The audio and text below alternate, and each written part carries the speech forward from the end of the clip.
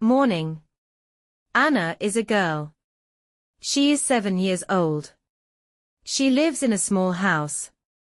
She lives with her mother, father, and little brother. Anna wakes up at 7 o'clock. She opens her eyes.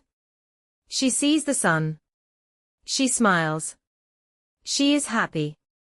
Anna gets out of bed. She goes to the bathroom. She washes her face. She brushes her teeth. She uses a blue toothbrush. Her mother says, "Good morning, Anna." Anna says, "Good morning, Mom." Anna goes to the kitchen. She sits on a chair. Her mother gives her breakfast. Anna eats bread and eggs. She drinks milk. She likes milk. Her father drinks tea.